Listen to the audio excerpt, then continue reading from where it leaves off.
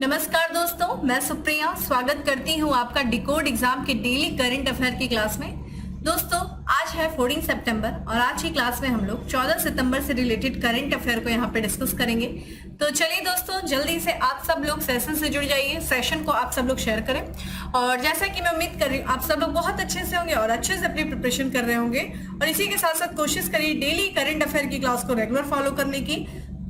कोई भी आपकी सिंगल जो क्लास है वो आपकी मिस नहीं होनी चाहिए। और साथ ही साथ डेली करंट अफेयर की जो पीडीएफ है वो आपको टेलीग्राम ग्रुप पे प्रोवाइड किया जाता है। लिंक आपका डिस्क्रिप्शन बॉक्स में दिया हुआ है, तो वहां से ठीक है टेलीग्राम ग्रुप को ज्वाइन कर लीजिए। डेली पीडीएफ को डाउनलोड करके अपनी शॉर्ट नोट्स बनाइए, रिवीजन करिए।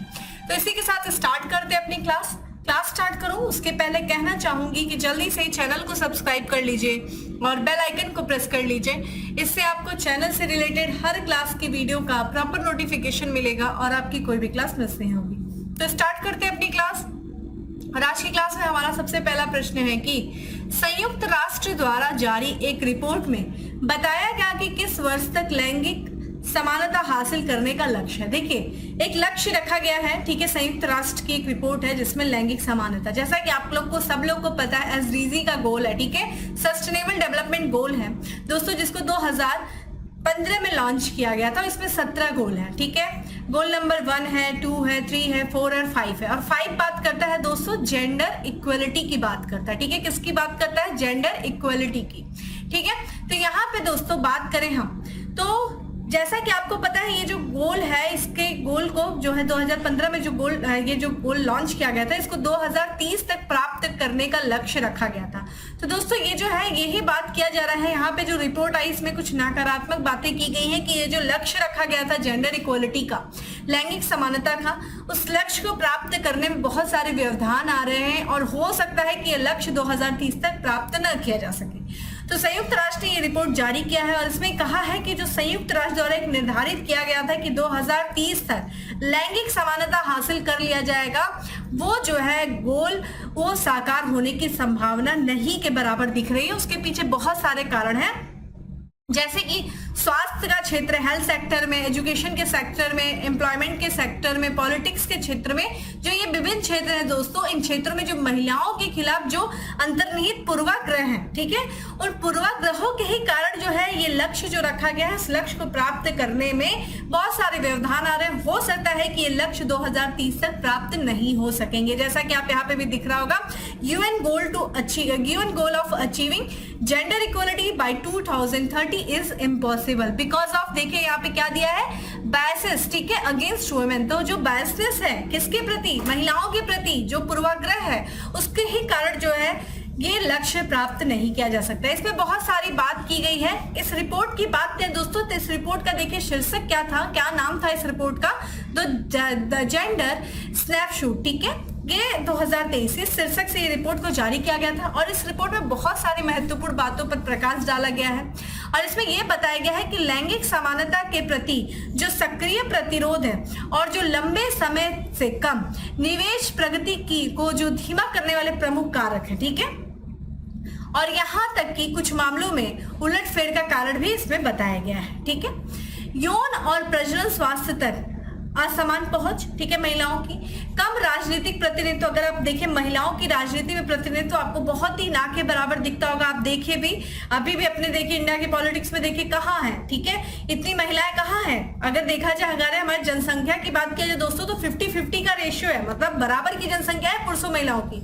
लेकिन अगर हम वही राजनीति में बात करें और महिलाओं के समक्ष चुनौतियां बहुत सारी हैं, लेकिन महिलाओं की चुनौतियों का समाधान करने में जो राजनीति है उसमें महिलाओं का ही प्रतिनिधित्व हमें बहुत कम दिखता है। आर्थिक असमानता है, ठीक है, देखा जाए तो यहाँ पे अगर आप देखें आर्थिक असमानता है, ना सिर्फ आपको समाज में देखा जाए, समाज के जितने भी या राजनीति में देख लीजिए, आपको परिवार में भी आर्थिक असमानताएं देखने को मिलेंगी। कानूनी सुरक्षा की भी कमी है बहुत ज्यादा। ऐसे जो मुद्दे हैं ये इस चुनौतियों में योगदान करते हैं। तो ये जो चुनौती है कि 2030 तक भाई हम जो सस्टेनेबल डेवलपमेंट गोल का जो 5 गोल है उसको 2030 तक अचीव कर लेंगे, तो ये जो है ये योगदान देते हैं ये चुनौतियां।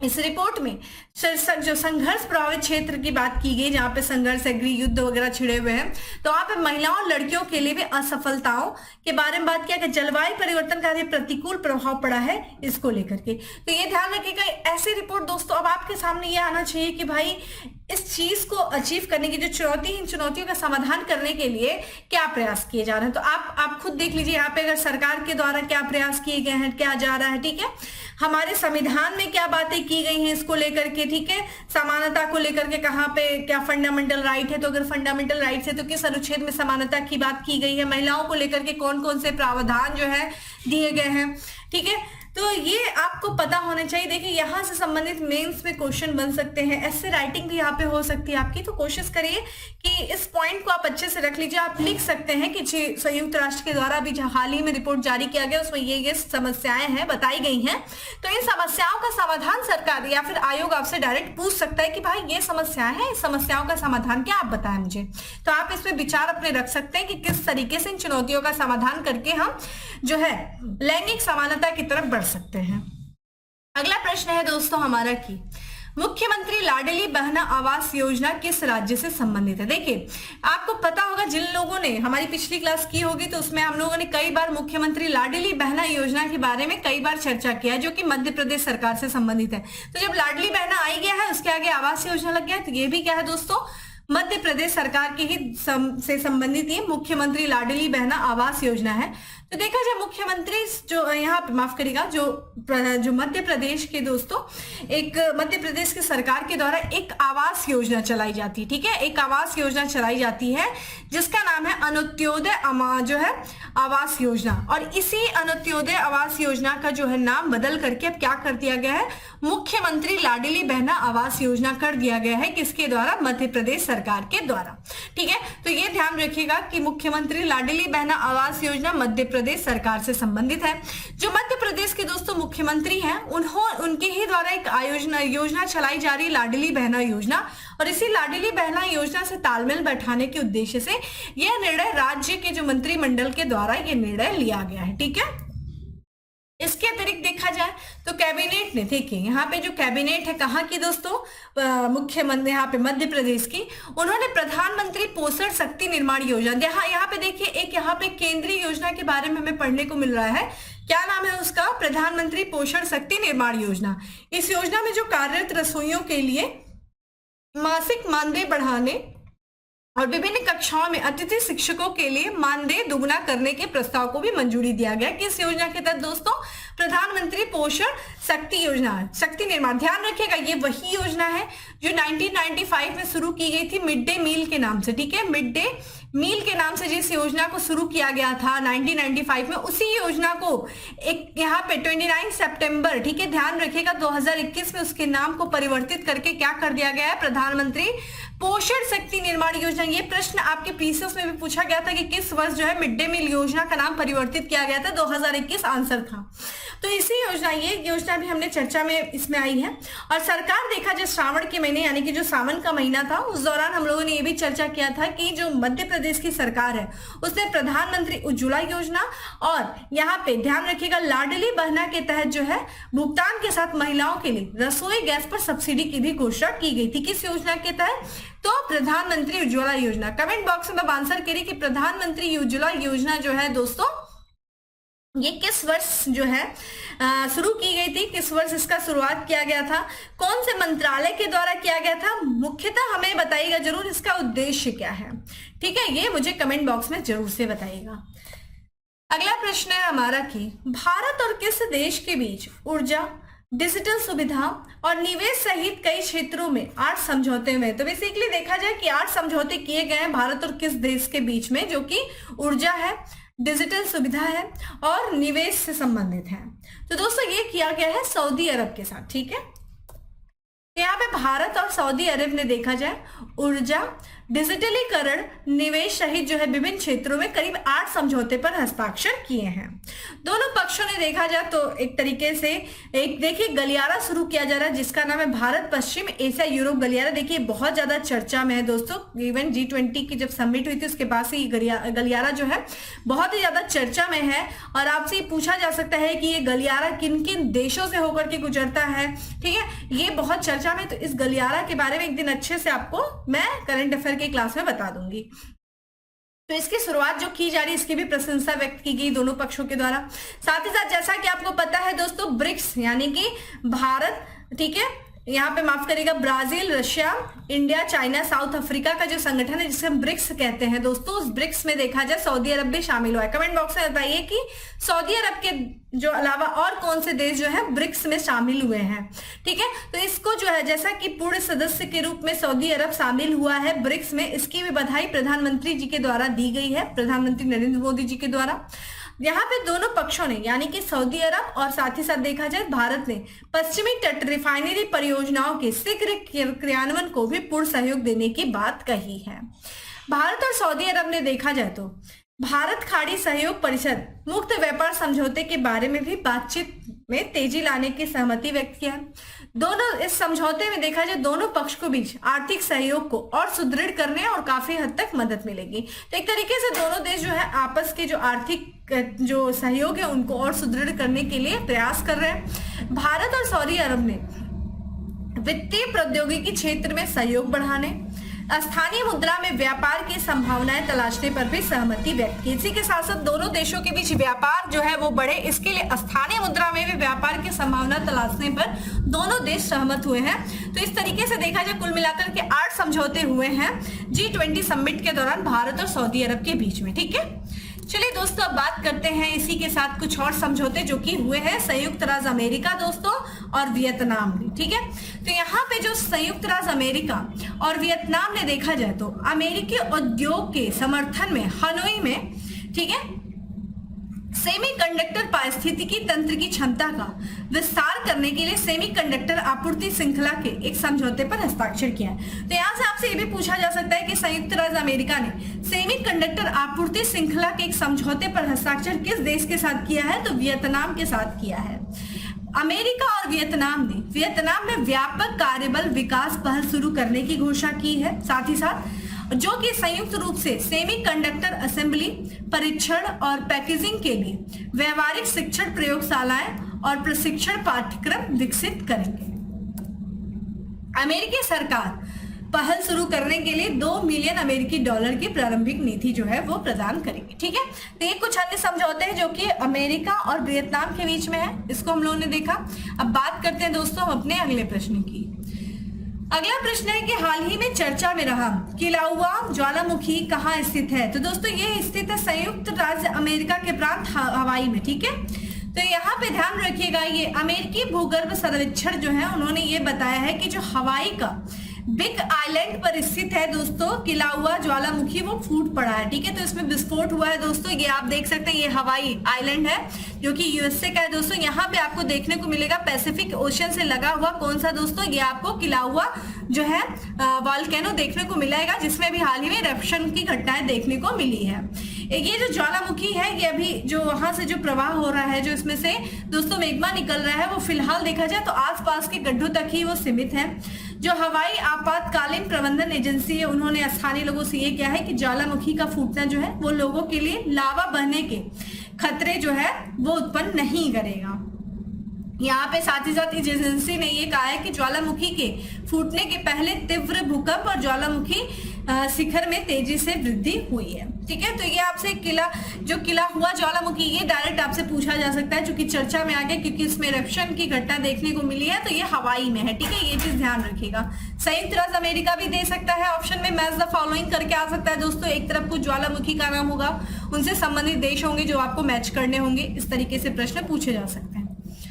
अगला प्रश्न है हमारा दोस्तों की, भारत ने किस देश को हराकर सैफ अंडर 16 चैंपियनशिप 2023 का खिताब जीता है? तो यहाँ पे देखिए सैफ अंडर 16 चैंपियनशिप का फाइनल हो चुका है, जिसका विजेता दोस्तों भारत है। और भारत ने बांग्लादेश को, करेक्ट आंसर इज ए है, बांग्लादेश को हरा करके सैफ अंडर 16 चैंपियनशिप का खिताब जीता है। तो भारत ने अंडर 16 का जो फाइनल मुकाबला था उसमें बांग्लादेश को 2-0 से हराकर सैफ अंडर 16 चैंपियनशिप का खिताब 2023 का खिताब जीत लिया है। भारत की ओर से देखा जाए तो भारत जो है यहाँ पे लेरेंजम और लेविस जांगमिलून ने जो है गोल किए भारत की तरफ से। और दक्षिण एशियाई फुटबॉल महासंघ जो सैफ द्वारा सैफ अंडर 16 चैंपियनशिप का आयोजन देखिए कब से कब तक किया गया, तो 2 से लेकर के 10 सितंबर तक किया गया भूटान की राजधानी थिम्पू में। ये भी आपसे पूछा जा सकता है कि ये जो चैंपियनशिप थी सैफ अंडर 16 चैंपियनशिप, इसका आयोजन किस देश में किया गया, तो भूटान में किया गया, भूटान की राजधानी थिम्पू में किया गया। इसी के साथ साथ कुछ अन्य करंट अफेयर जो कि स्पोर्ट्स से रिलेटेड है, हम लोगों ने इसके बारे में भी चर्चा किया था। देखिए अभी हाल ही में अमेरिकन ओपन टेनिस टूर्नामेंट का फाइनल हुआ है, जिसके फाइनल में जो है सर्बिया के नोवाक जोकोविच ने फाइनल खिताब जीता है और ये उनकी लाइफ का देखा जाए 24वां ग्रैंड स्लैम खिताब है। तो 24वां ग्रैंड स्लैम खिताब जीत करके इतिहास रचा है किससे दोस्तों, सर्बिया के नोवाक जोकोविच ने। 24वां खिताब इनका कौन सा था, अमेरिकी ओपन टेनिस टूर्नामेंट। यहाँ पे पुरुष सिंगल के फाइनल में नोवाक जोकोविच ने किसको हराया, तो रूस के जो यहाँ पे दानिल मेदवेदेव हैं उनको इन्होंने पराजित करके इस खिताब को जीता है। इस जीत में देखा जाए तो जोकोविच ने मार्केट कोर्ट के 24वें ग्रैंड स्लैम खिताब जीतने के रिकॉर्ड की बराबरी कर ली है। तो इसी के साथ ऐसा नहीं कि पहले व्यक्ति हैं दोस्तों, इसके पहले भी जो यहाँ पे मार्गरेट कोर्ट थे उन्होंने भी 24 ग्रैंड स्लैम खिताब जीता है और इनका ये खिताब जीत करके इन्होंने बराबरी कर ली है। तो नोवाक जोकोविच ने भी 24 ग्रैंड स्लैम जो है खिताब जीते हैं। महिला डबल्स की बात किया जाए दोस्तों तो न्यूजीलैंड की जो है यहाँ पे यूएस जो है टेनिस टूर्नामेंट की बात किया जाए दोस्तों, यहाँ पे जो ओपन टेनिस टूर्नामेंट है, तो जो यहाँ पे न्यूजीलैंड की जो इरीन रूटलिफ है और कनाडा की गैब्रिएला ठीक है डब्रोवस्की की जोड़ी ने देखा जाए जर्मनी और रूस की जो देखे तो यहाँ पे लौरा रेजमेंट और वेरा जोरानेवा इनकी जोड़ी को हरा करके महिला डबल्स का खिताब जीत लिया। ठीक है, इरीन रूटलिफ और कनाडा की गैब्रिएल डेब्रोवस्की ने। यहाँ पे बात कर लेते हैं दोस्तों किसके बारे में, तो देखिए यहाँ पे जो है युवा भारतीय शटलर है दोस्तों किरण जॉर्ज। इन्होंने जापान के कू ताकाहाशी को सीधे सेंटो में हराकर इंडोनेशिया मास्टर सुपर 100 पुरुष एकल खिताब जीता है। तो किसने जीता दोस्तों, इंडोनेशिया मास्टर सुपर 100 पुरुष एकल खिताब, तो ये जीता है किरण जॉर्ज ने। ठीक है, ये भारतीय शटलर है। विश्व रैंकिंग में देखा जाए 50वें स्थान पे काबिज है भारतीय शटलर ने 82वीं रैंक की ताकाहाशी को जो है 21, 19, 22, 20 से हरा है। इससे पहले किरण की बात करें तो इन्होंने 2022 में उड़ीसा ओपन जीतकर अपना पहला सुपर 100 जो है खिताब जीता था। तो इससे पहले इन्होंने 2022 में उड़ीसा ओपन का भी खिताब जीता था। सेमीफाइनल में बात करें तो किरण ने इंडोनेशिया के टॉमी सुगियार्तो को हराकर ठीक है यहाँ पे बैडमिंटन वर्ल्ड जो है फेडरेशन विश्व टूर में खुद को बड़े मंच पर प्रदर्शन करने वाले खिलाड़ी के रूप में भी स्थापित किया। इस साल की शुरुआत की बात करें तो किरण ने थाईलैंड ओपन में ठीक है इस साल की शुरुआत में थाईलैंड ओपन हुआ था जिसमें चीनी स्टार शुकियो और वेंग होंग को इन्होंने हराया था। ठीक है, तो ये कुछ महत्वपूर्ण करंट अफेयर जो कि स्पोर्ट्स से रिलेटेड है, एक बार इसको ध्यान से देख लीजिएगा। अगले प्रश्न की तरफ बढ़ते हैं दोस्तों, जो कि ये भी स्पोर्ट्स से रिलेटेड प्रश्न है कि बास्केटबॉल जर्मनी ने किस देश को हराकर पहली बार विश्व कप जीता है। तो बास्केटबॉल जर्मनी ने सर्बिया को हरा करके ठीक है विश्व कप जीता है। तो देखिए यहाँ पे जो है जर्मनी ने मनीला में, फिलीपींस की राजधानी दोस्तों मनीला, वहां पे ठीक है यहाँ पे फीबा बास्केटबॉल विश्व कप का आयोजन हुआ है 2023 का और सर्बिया को हरा करके जर्मनी ने जो है अपना पहला खिताब जीत लिया है बास्केटबॉल विश्व कप का।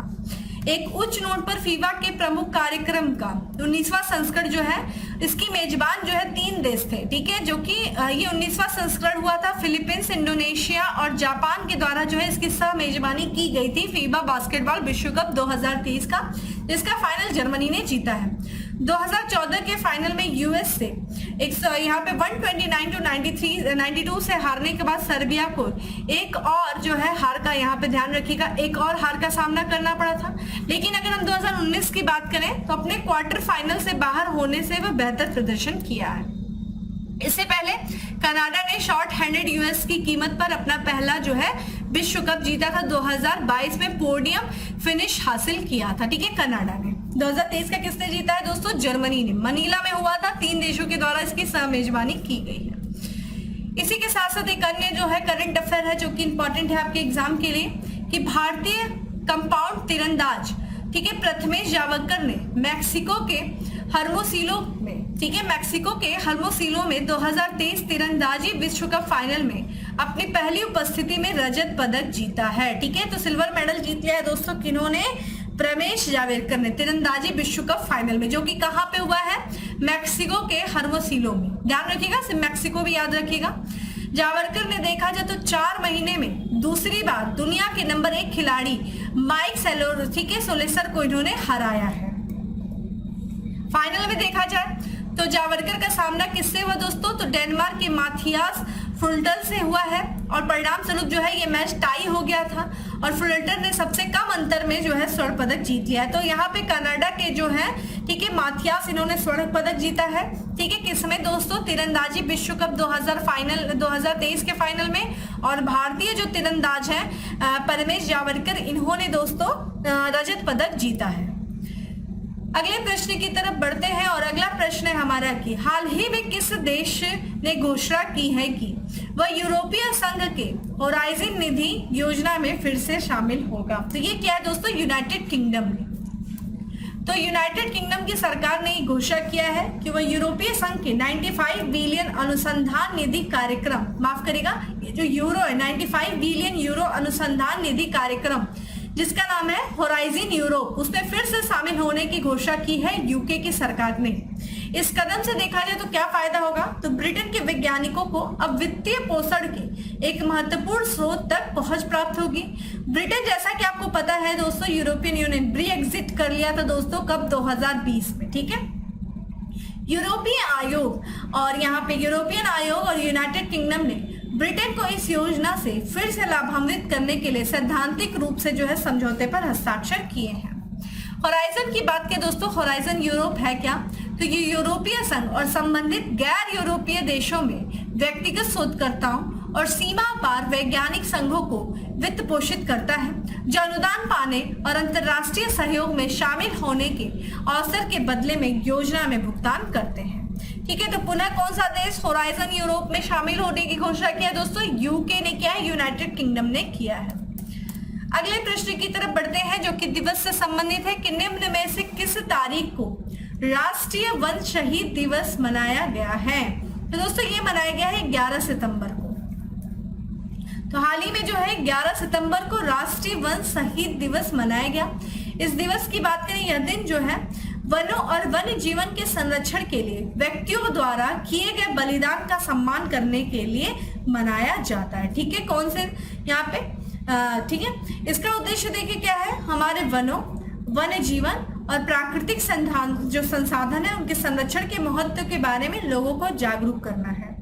अगर हम बात करें इस दिन का जो है इतिहास देखा जाए तो देखिए 1730 की बात है, यहाँ पे खेजड़ली नरसंहार से खोजा जा सकता है। एक नरसंहार हुआ था दोस्तों राजस्थान में, तो यहाँ पे 1730 देखें, यहाँ पे स्टैटिक्स पोर्शन आपसे पूछा जा सकता है। 1730 की बात है दोस्तों, मारवाड़ साम्राज्य के भीतर एक ऐतिहासिक, ठीक है, यहाँ पे खेजड़ली, ठीक है, नरसंहार हुआ था। और यहाँ पे जो है राजस्थान के जो महाराजा थे उस समय के, अभय सिंह ने एक नए महल के निर्माण के लिए लकड़ी प्राप्त करने के लिए जो है खेजड़ली में बिश्नोई गांव में पेड़ों को काटने का आदेश दिया था। तो ये उससे भी संबंधित है। तो उस दौरान जिन्होंने प्रोटेस्ट किया होगा, जिन्होंने प्रयास किया होगा कि लकड़ी ना कटे, पेड़ ना कटे, तो उस दौरान बहुत सारे नरसंहार हुए होंगे। तो इस कारण से ये जो है ये जोड़ा जा सकता है इस दिन को उस दिन के से। तो ध्यान रखिएगा, हम मनाते हैं दोस्तों 21 यहाँ पे 11 सितंबर को राष्ट्रीय वन शहीद दिवस। अगले प्रश्न की तरफ बढ़ते हैं कि निम्न में से किस राज्य सरकार द्वारा सामाजिक कल्याण योजना कलेगनार, ध्यान रखिएगा ये एक सामाजिक कल्याण योजना है, कलेगनार मगलिर उर्मई थोगई थिट्टम, इसकी शुरुआत किया गया। नाम से पता चल रहा है साउथ की योजना है, साउथ स्टेट की, और ये है दोस्तों तमिलनाडु, ठीक है। तो तमिलनाडु की सरकार ने, ठीक है, एक सामाजिक जो है योजना शुरू की है, कलेगनार मगलिर उर्मई यहाँ पे थोगई थिट्टम, ठीक है। और इसके माध्यम से जो राज्य के 1 करोड़ से अधिक जो महिलाएं हैं उन महिला परिवारों की जो प्रमुख होंगी, ठीक है, उनको 1000 रुपए की जो है मासिक सहायता प्रदान की जाएगी। तो एक तरीके से आर्थिक सहायता योजना है ये। जो महिला प्रमुख होंगी परिवार की, उनको 1000 रुपए सरकार की तरफ से प्रति माह जो है दिया जाएगा। जो मुख्यमंत्री है दोस्तों तमिलनाडु के MK स्टालिन, उन्होंने आधिकारिक तौर पर इस योजना की घोषणा की है और इसे 15 सितंबर को लॉन्च किया गया है। योजना का लक्ष्य क्या, लगभग जो 1 करोड़ जो पात्र महिलाएं हैं उनको प्रति माह जो है 1000 रुपए प्रदान करना है, जो कि परिवार की मुखिया है। लाभार्थी को दोस्तों सीधे जो है बैंक ट्रांसफर किया जाएगा, यानी कि DPT के माध्यम से उनको आर्थिक सहायता प्रदान की जाएगी, वित्तीय सहायता, और जो है आसान और वहां तक उनकी आसान पहुंच हो, इसके लिए सरकार के द्वारा जो है ATM कार्ड भी उनको उपलब्ध कराया जाएगा। सरकार प्रभावी क्रियान्वयन पर जोर देती है और लाभार्थी के साथ संवाद करने के लिए SMS जो है सूचना का भी उपयोग करेगी। जो प्राप्त लगभग देखा जाए यहाँ पे आवेदन किए गए थे 1.63 करोड़, लेकिन उनमें से लगभग 1 करोड़ लोगों के आवेदन को स्वीकार किया गया है जो इस योजना के से लाभान्वित होंगे। तो ध्यान रखिएगा, तमिलनाडु सरकार की जो है ये सामाजिक सुरक्षा योजना है, ठीक है। अब बात करते हैं दोस्तों आज के लास्ट MCQ की, कि हाल ही में भारत UK यानी कि यूनाइटेड किंगडम आर्थिक और वित्तीय वार्ता का कौन सा संस्करण नई दिल्ली में आयोजित हुआ है। तो दोस्तों ये हुआ है 12वां संस्करण आयोजित हुआ है नई दिल्ली में। तो भारत और ब्रिटेन 12वीं आर्थिक और वित्तीय वार्ता जो है नई दिल्ली में आयोजित हुई है। भारत और यूनाइटेड किंगडम ने वित्तीय सेवाओं पर अपने सहयोग को गहरा करने की प्रतिबद्धता की पुष्टि की है। इस जो वार्ता का मुख्य फोकस क्या था, भारत और UK के बीच जो है ज्ञान के आदान प्रदान, सहयोग और समर्थन को बढ़ावा देना। इस दौरान देखा जाए दोनों पक्षों ने, ठीक है, व्यापक आर्थिक और बहुपक्षीय मुद्दों पर आपसी सहयोग बढ़ाने पर भी सहमति व्यक्त की है। इसके साथ ही देखा जाए दोनों देश जो हैं वो Bharat UK infrastructure finance bridge की भी घोषणा किए हैं। तो ध्यान रखिएगा, ये 12वां आर्थिक वित्तीय वार्ता नई दिल्ली में आयोजित की गई है भारत और ब्रिटेन के बीच में। तो दोस्तों ये था आज का हमारा 10 MCQ। अब बात करते हैं फैक्ट्स ऑफ द डे के बारे में। यहाँ पे मुख्यमंत्री, ठीक है, भ्राम्यमाण प्राणी चिकित्सा सेवा के तहत 181 मोबाइल पशु चिकित्सा वाहनों का शुभारंभ किया गया है। किसके द्वारा? उड़ीसा के मुख्यमंत्री नवीन पटनायक जी के द्वारा। भारत के 37वें राष्ट्रीय खेलों का गान यानी कि थीम गीत जो है उसके लिए अपनी आवाज किसने दिया है? तो अमिताभ बच्चन ने दिया है।